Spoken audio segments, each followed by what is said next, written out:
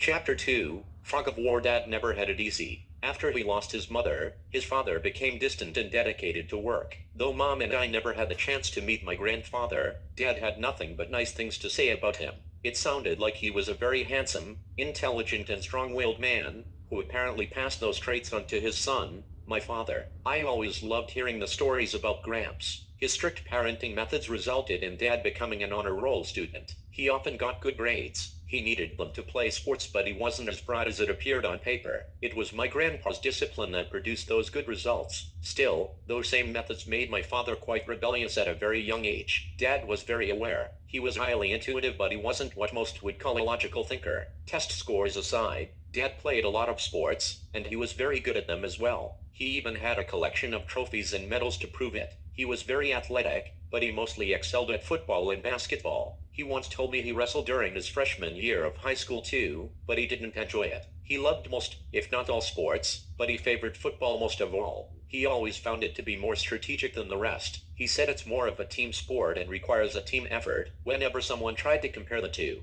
that was just his opinion, and he made that clear to me every chance he got. When I was young, Dad turned the basement of our house into a man cave. We had a bar, a pool table, and a bunch of TVs that played all the games simultaneously. There was also a black sectional seating leather couch with recliners and a chaise that wrapped around the basement. It was so comfortable, but I had to be careful because it was also very expensive. Though I wasn't allowed downstairs without my father, or his permission, I loved it. It was like we were at the sports center every time I was down there. That's where he kept all of his medals, trophies, and a unique book stand that had a lot of novels. Most of them were collectibles and they were very expensive. There were other valuable things such as martial arts weapons and rare tactical equipment I had only seen in the movies. I wasn't allowed to touch them. The first time I did, I cut the tip of my ring finger off. The doctor said I was lucky it wasn't deeper, otherwise I would have lost it for good. After that, watching my parents master them was not only inspiring, but I found it to be intimidating as well. Dad also had a few guns mounted on the wall just beneath the taxidermy. Those were not the stuffed animals that I was used to sleeping with at night. They had the very opposite effect. They gave me nightmares. They really scared the living shit out of me. I would simply cry just at the sight of them.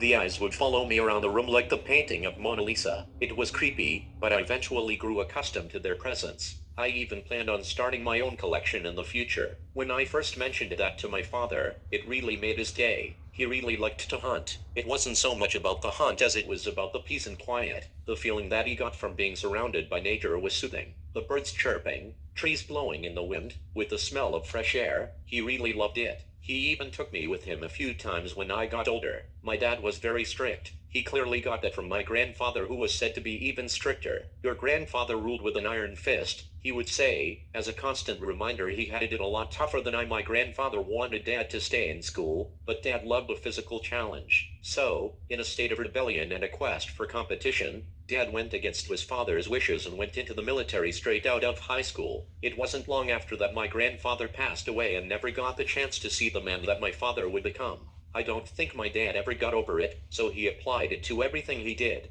Anything worth doing is worth overdoing, he would say with such passion. Dad took everything seriously. He stayed motivated and exceeded everyone's expectations whenever he put his mind to something. Even when he enlisted in the military, he quickly moved up the ranks and became a staff sergeant in the United States Marine Corps before the age of 30. My father was stationed in both the Middle East and Africa on separate occasions. He served in the Gulf War, and played a big part in Operation Desert Storm. I believe he may have had boots on the ground during the Somali Civil War, but I could never be sure about that. He didn't speak about it much, if at all. I found that to be strange considering that was one of his last tour. Every now and then my dad and other veterans held meetings in our basement. I tried to listen in on their conversations whenever I could, but I would rarely hear anything of importance. They always spoke softly and Mom would shoo me away from the door whenever she caught me listening. I did some research online, but I was never able to connect the dots, and something always told me not to ask. Therefore, I never did. By the time Dad was relieved from active duty, he was war-torn and he had a decent collection of scars on his body. They were left behind as a significant reminder of what he had endured. Although the markings were nothing too drastic, they did in fact earn him a Purple Heart, and he went down in history as a notable recipient of that honor. Mom found him to be a very handsome man,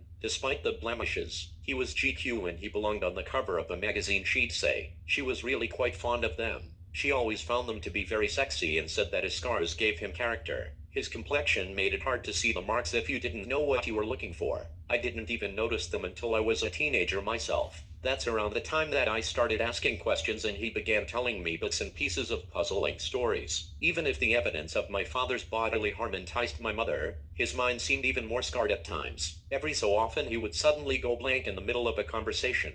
He would start staring off into space as if something triggered one, if not all of his traumatic experiences. The worst part about this trauma was not knowing when it was going to happen. You never knew what would trigger him or how he was going to respond to it if something did. It was scary, but I would have to say it was more heartbreaking than anything else. In my younger years, my dad would wake Mom and I up in the middle of the night with his night terrors. I had no idea what it was about. I could only assume it had to do with his experiences in the military. It was either that or other traumatic events that happened after becoming a policeman. I was a lot younger then. I didn't know where the sounds were coming from, and the screams would frighten me so much that I would run out of my bedroom, down the hall, and hop into their bed. When I realized they were coming from my dad, I would race down the hall thinking I could help. It must have been around the time I became aware of my father's military background. That was when I stopped running into their bedroom and began listening intuitively through the door instead. I could always tell when they didn't know I was eavesdropping because the conversations were more depressing. It always pained me to hear him in that condition, but I was glad I grew accustomed to it. It was just a shame that I had to.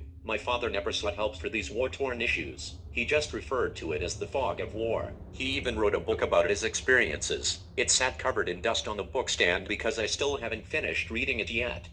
I think I made it through the first chapter, but that's about it. I remember he called my mom an angel, and referred to her as the North Star. She obtained that nickname because she was always able to calm him down, simply by holding his hand and letting him know that he was home, and that he was safe. It was by the grace of God that I made it home, he would say, and we believed him every time he said it. At the end of my father's active service, he returned to the States and became a policeman in the city. Based on the stories he told me, it was one of the first things he did. He felt lost and he didn't know what to do. So, he went with the only thing he knew. Needless to say, my father excelled in all those areas. He passed the police exams with flying colors, but it wasn't enough. Once he was officially on the force, he sought out more ways to improve. Despite the fact that my father was a black belt in hand-to-hand combat, he wanted to expand his knowledge of the arts. He began studying outside of his mandatory training because the self-discipline helped him with managing his mental state. Eventually, it wasn't until he told me he felt like his trainer knew him better than anyone else. He could open up to her because she just listened, understood, and she never judged him.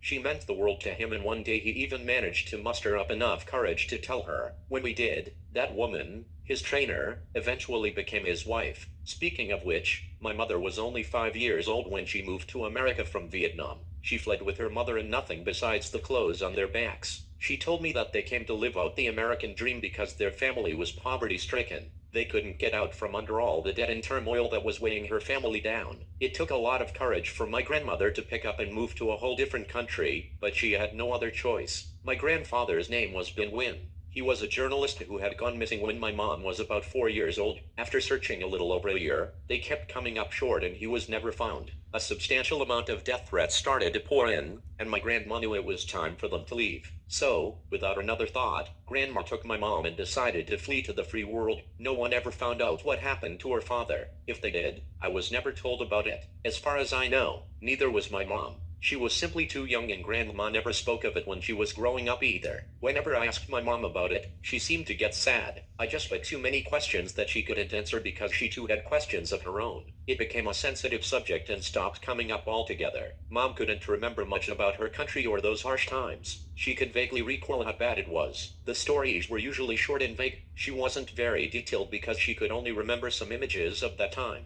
She was very intelligent, but like I said, she could be forgetful at times. Whenever my mom told me about how difficult the change was, even those memories were a blur. She would tell me how strong both her and my grandmother had to be in order to cope with what they endured on their travels. Still, it was all she knew at the time, so it was normal to her. It always bothered me not knowing my mother's background as well as I knew my father's, but there wasn't anything I could do about that. Mom seemed to get more upset about it than I did, so I rarely brought it up, simply because I didn't like seeing her that way. Therefore, I could only go off of the stories that my grandmother, May, told me over the years. Grammy May once said she knew someone that came to America a few years before they made their way over. She had a job waiting for her and even more opportunities than her country had to offer at the time. So, without hesitation, she picked it up and left for the US of A. Grammy worked at a nail salon when they first moved here. Later on, she saved up enough money to open up her own liquor store with one of her co-workers. She was an extremely hard worker who wanted nothing other than a better life for my mom.